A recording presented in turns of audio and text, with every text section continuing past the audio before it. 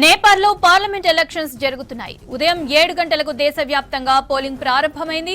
ప్రస్తుతం ప్రశాంతంగానే పోలింగ్ జరుగుతోంది. సమస్యాత్మక ప్రాంతాల్లో భారీ బందోబస్తు ఏర్పాటు చేశారు అధికారులు. జంజీ ఆందోళనలతో గత ఏడాది ఘర్షణలు జరగడంతో నేపాల్లో ఎన్నికలు అనివార్యమయ్యాయి. 275 మంది సభ్యులు ఉన్న ప్రతినిధి సభకు పోలింగ్ జరుగుతోంది. 1,80,00,000 మంది తమ ఓటు హక్కును వినియోగించుకోనున్నారు. గతేడాది సెప్టెంబర్లో కేపీ శర్మ ఓలీ ప్రభుత్వం కూలిపోయిన తర్వాత జరుగుతున్న తొలి ఎన్నికలు ఇవే.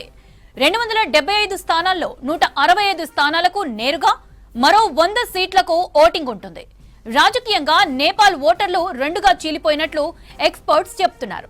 సంప్రదాయ విధానాలకు మొగ్గు చూపే పార్టీలుగా మాజీ ప్రధాని కేపీ శర్మ ఓలీ నేతృత్వంలోని సిపిఎన్ యుఎంఎల్, పుష్పకమల్ దాహల్ నేతృత్వంలోని నేపాల్ కమ్యూనిస్ట్ పార్టీలు ఉన్నాయి. జంజీ డిమాండ్లను నెరవేరుస్తూ మార్పు చేసుకుంటామనే పార్టీలుగా రాష్ట్రీయ స్వతంత్ర పార్టీ, నేపాలీ కాంగ్రెస్లు ప్రకటించుకున్నాయి. ఇవి కాకుండానే చిన్న చితక పార్టీలు పోటీ పడుతున్నాయి.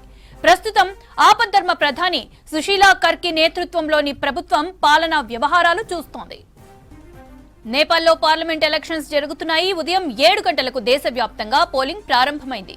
ప్రస్తుతం ప్రశాంతంగానే పోలింగ్ జరుగుతోంది. సమస్యాత్మక ప్రాంతాల్లో భారీ బందోబస్తు ఏర్పాటు చేశారు అధికారులు. జంజీ ఆందోళనలతో గత ఏడాది ఘర్షణలు జరగడంతో నేపాల్లో ఎన్నికలు అనివార్యమయ్యాయి. 275 మంది సభ్యులు ఉన్న ప్రతినిధి సభకు పోలింగ్ జరుగుతోంది.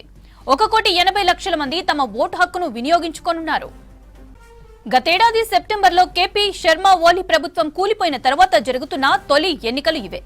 275 స్థానాల్లో 165 స్థానాలకు నేరుగా, మరో 100 సీట్లకు ఓటింగ్ ఉంటుంది. రాజకీయంగా నేపాల్ ఓటర్లు రెండుగా చీలిపోయినట్లు ఎక్స్పర్ట్స్ చెప్తున్నారు. సంప్రదాయ విధానాలకు మొగ్గు చూపే పార్టీలుగా మాజీ ప్రధాని కేపీ శర్మ ఓలీ నేతృత్వంలోని సిపిఎన్ యుఎంఎల్, పుష్పకమల్ దాహల్ నేతృత్వంలోని నేపాల్ కమ్యూనిస్ట్ పార్టీలు ఉన్నాయి. జంజీ డిమాండ్లను నెరవేరుస్తూ మార్పు తీసుకువస్తామనే పార్టీలుగా రాష్ట్రీయ స్వతంత్ర పార్టీ, నేపాల్ కాంగ్రెస్లు ప్రకటించుకున్నాయి. ఇవి కాకుండానే చిన్న చితక పార్టీలు పోటీ పడుతున్నాయి. ప్రస్తుతం ఆపద్ధర్మ ప్రధాని సుశీలా కర్కి నేతృత్వంలోని ప్రభుత్వం పాలనా వ్యవహారాలు చూస్తోంది.